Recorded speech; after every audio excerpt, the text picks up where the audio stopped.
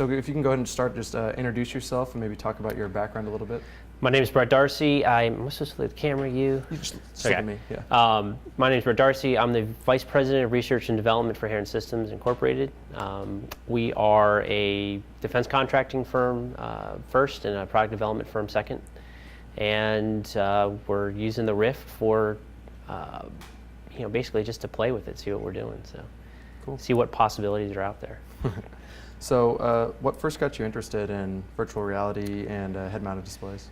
Well, we support helicopters. Helmet-mounted displays have been used on helicopters for a very long time. Heads-up displays in aircraft as well. So we have guys who are used to working with kind of heads-up, things-in-your-face type displays. So when we saw the Rift, my guys are kind of plugged into the consumer electronics scene, and they saw that and the Kickstarter campaign and all that. They said, "Oh, that's really cool." So as a reward for producing a deliverable that won us a contract, I said, let's get one for the office. Let's play with it. Let's see what we can do with it. So that's kind of why we got started with the Rift per se. Me personally, I remember the crappy 3D virtual reality games and arcades back in the day. Which might be dating myself some, but it's always seemed like, even from when the internet was first the internet, people thought that one day we'll be walking around virtual shopping malls buying things and stuff like that. So it's kind of always been there in the pop culture world. So and now it's fun. You actually get to dig around and check it out yeah, for in yourself. 3D worlds. So That's right. So let's talk about, we talked on the phone earlier, you talked about some of the use cases you guys are exploring in the office. So let's talk about some of the use cases that you guys are looking at for the Rift. I mean, obviously, as a defense contractor, you guys aren't just looking at entertainment. No, we're not. In fact, we're explicitly breaking out of the entertainment realm. What we're currently researching, if that's a way you can describe it, I'd call it more what we're playing with, is how can you take real-world imagery and apply it to a virtual reality type paradigm? So, like I told you on the phone, we have 2 GoPro cameras set up on a stereo boom, and we're just filming scenes in our office. And what we're trying to do is take those views, sync the imagery together, and wrap it so that if you look at it through the Oculus worldview, you have the ability to look around. We don't have it set up on motors or anything yet, so that if I look to my left, the GoPros aren't tracking me or anything like that. Really, what I get is I get a field of view that's much bigger than what the Oculus is currently looking at. And as I look around within that field of view, I should be able to see a 3D representation of the world. Mm-hmm. Turns out that's harder than you think. So where we're at right now is we're reasonably assured we're getting the right imagery. We're trying to figure out a way to process the imagery in a way that the Oculus can play with nicely. And right now, it's not playing well with our imagery. So now with one camera, we can get a kind of a fake effect that seems promising. So we're playing with that, and the end goal use case would be something along the lines of we're looking at first-person flight type applications. So if you're going to sell drones to the average person, in our case, we were thinking about farmers. Not the most technically inclined people. They're probably not going to be pilots, or in very rare instances they will be. So what if you wanted to make it easy for them to operate? So you could do what I call Superman flight, what my guys say is crazy. What if you had the ability to not just show the first person view of the aircraft, but also overlay, because you have a virtual reality world. One of the nice things about gaming is you can overlay all kinds of stuff. So we're used to seeing things like a God's eye view map, or your player's health status and ammo remaining, and things like that's altered reality type stuff that's being overlaid, value add information that you're overlaying. So if we're used to that in video games, what if you could do that in real world? So you're looking at a 3D representation of the real world with value add overlays. So maybe if you're talking about a precision agriculture case, you're talking about something like flight paths for the farmer to follow, so that he captures all of the imagery of his fields that he needs without running out of gas. Or maybe it was the results of last year's flight that with some areas of interest, like maybe one side of the field had too much water or something, and you want to make sure it's dry enough to plant. I'm not a farmer, I don't know what you do with it, but something like that. You could overlay other information that maybe enhances your product or makes it easier for the operator to use. Now you can take that into kind of weird hunter-killer type scenarios on the defense side as well. We're not explicitly exploring that type of stuff, but that's kind of what we're looking at. Another area that some of my engineers are high on would be the concept of reimagining the human-machine interface. So right now, and for most of the time, we're used to operating with a computer by typing and pointing. We've slightly modified that recently to do things with like Siri, where you can talk, voice recognition, and pointing via tablets, touchscreens. But that's still ultimately a pointing device and some type of text entry device. A nice thing about that with virtual reality is you can kind of get into what you would call like the state machine of the actual vehicle you're operating. So if you had a robot that's exploring some mine or something like that, instead of sitting at a screen acting like you kind of have to project yourself into that robot's world.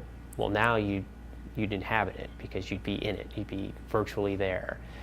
And what that opens up is what we think is a heck of a lot of opportunity to insert human perception and human intuition into the way a robot operates. Of course, there's a lot of work that has to go there, but we think the Rift is a really good, cheap, commercial off-the-shelf solution for just kind of experimenting with that stuff. I kind of want to dig a little deeper on this because the Rift is an interesting display. Yeah. But so obviously, in order to put that kind of that new paradigm of human-machine interaction, you need a way to interact, right? Yeah. So what kind of edge products do you think are needed to really bring that to life? So one of the first things you notice, and when you guys were playing with it just in the few minutes that you did, is that handling a keyboard and a mouse is not a real intuitive way of operating when you have an immersive environment. So from an edge products perspective, one of the problems with that keyboard and mouse thing is if you lose track of where your fingers are on the keyboard, you can't just look down and re-associate your fingers. You have to kind of just fumble around blindly or pick the whole device up and look and go back. So you kind of lose track. So what we thought was, okay, in video games, you never look down at your hands because you have a custom-made, hand-portable device that your fingers can only really sit on in a certain way. The problem with that is it's kind of limiting in that unless you can do a certain sequence of button pushing, you can't really get the behaviors you want. Now, the nice opportunity for VR is that video game stuff. There's some pretty incredible interactions you can do with the game player when you're playing with just a controller, like a 6-axis for a PS3 or something like that. So I don't think it's too limiting. It's definitely a form factor that you kind of want to think about. The other one is you have devices like the Mio and others that are doing a lot more gesture-based controls. So what that does is it frees your hands. So if you have something that can, and the Microsoft Kinect is another one where it just tracks your body motion, that type of stuff, and I believe the newest version of the Rift has that included, gives you more opportunity for understanding what the human wants to do without forcing the human to directly type it in or point and touch. So I saw a demo the other day where a player was actually able to do a bow drawing motion and it actually drew the bow and then let it go and it fired it in a video game. That's pretty neat. You have to do something like that that allows you to interact in what would be to a human intuitive. So you have to reimagine how we engage with the computer. So something like the Mio that can track your forearm movement, your hands and stuff could enable something like reach out and grab type actions. Now the devil's in the details there. Okay, so I want to reach out and grab. Well, can my robot arm do that? Can it get into that position? This is a remarkably nimble device, and we do some work with robot arms. They aren't. So you're going to butt up into the problem of, well, a human's an amazing machine. Robots are getting better, but they're not there yet. So there's going to be some catch up. But yeah, what the Rift gives you is an opportunity to pretty quickly. We set this up in 10 minutes. Yeah. You just jump right into a virtual I was world. actually amazed at how smooth that process went, especially when we had the wrong thing downloaded and we still downloaded the other thing and fixed it. But they've spent, Oculus, I guess Facebook now, has spent a lot of time making it easy for developers to engage with the product. What they haven't done a lot of is making it a product that you can actually use. So there's some ports that some games you can play with, but there's not a lot else there. But they open source it to you, so you can get in there and really dig in and do. I'm sure there's going to be some amazing things. So I wanted to get back to the human-machine interface. So one of the criticisms I read a lot about even trying to interact naturally in 3D spaces is the lack of haptic feedback or tactile feedback. How do you think that we'll be able to get around that, or is that just kind of a? I'm not a pro in this, but I can tell you that you discover quickly that when you're moving in the game, in the virtual world, when you think you're moving and your body doesn't feel that movement, it's noticeable. Yeah. So I would imagine that from a tactile sense, that would be something you'd want to be able to handle. We're also trying to figure out amongst ourselves, can you train yourself to kind of disregard that? So I remember when I was a child and I got Nintendo, my parents couldn't begin to interact. My dad was a software developer, but he couldn't begin to interact with Mario running around on the screen. But I took to it like nothing. Well, this could be a similar situation where there's just no training, there's no paradigm that I have to engage with a VR screen or VR world. But if I did it long enough, or if I didn't know any better, who knows? Maybe my brain would adapt. So, I hear it's a flexible, very amazing machine. So that's what I hear. But I could definitely see challenges in that if you're doing complicated things, you'd want to be able to intuit some things. 'Cause, I think we take for granted how much feedback we get from our world. Just the little accelerations in your hands and in your body when you're moving around, like the feeling of momentum when you're moving. There's a car parking simulator that will mess with your equilibrium. As you know you're decelerating the car, you can see it, you can perceive it, but you don't feel it. And it gives you a little pit in your stomach type of feeling. So I could definitely see that being a problem. One big one that we've noticed right away is that 2D menus, the way we're used to interacting with software, is impossible in a 3D world. It just looks so bad, and it's really clunky. So you can, if you have to use a menu in this now, you still use a mouse to point around. The spatial recognition to move up, to click a little X or something like that is hard, or it's harder than it should be. So I think 3D type menus and stuff like that, then we're going to have to think that through. Yeah, it's a whole reimagination of the graphic user interface. Yes, it is. And you think we've been in a 2D world in that since the dawn of computing. Yeah. So it's something that you're going to have to come up with.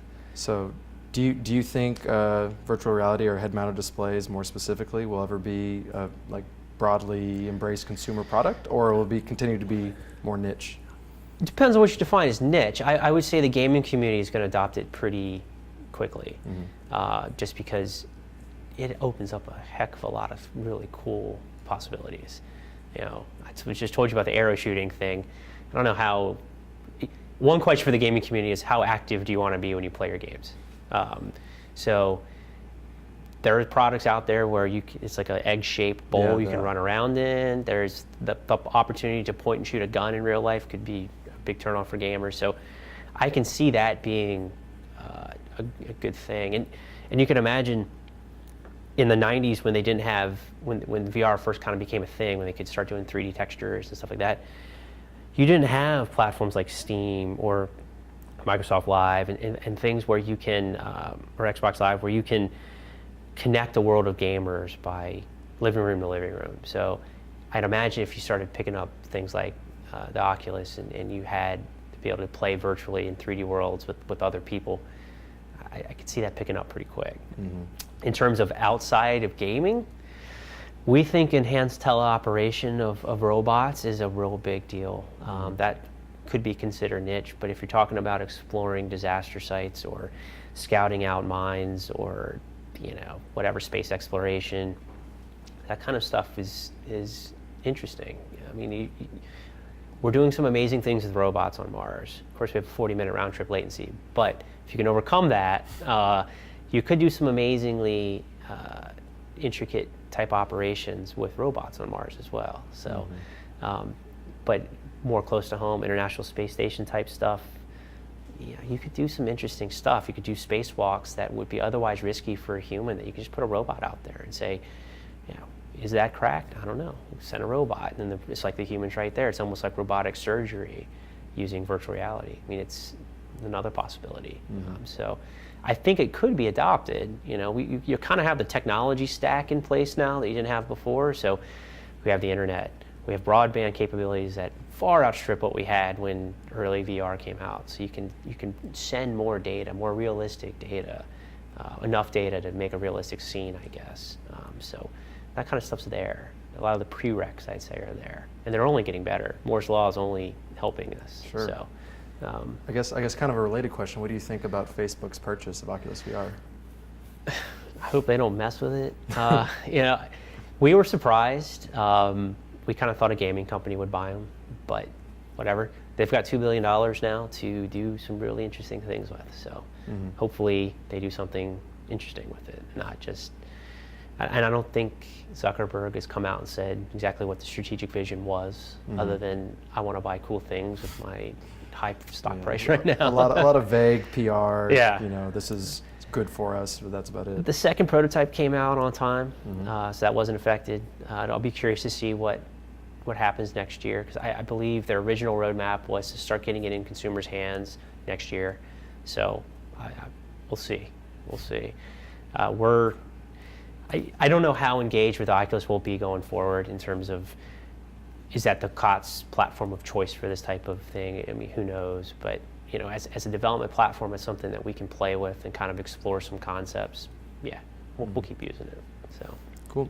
So I guess one last question. So we've been tracking kind of the history of virtual reality, and there was a big boom and interest in the late 80s and early 90s, then kind of faded out. Now there's this kind of the second wave.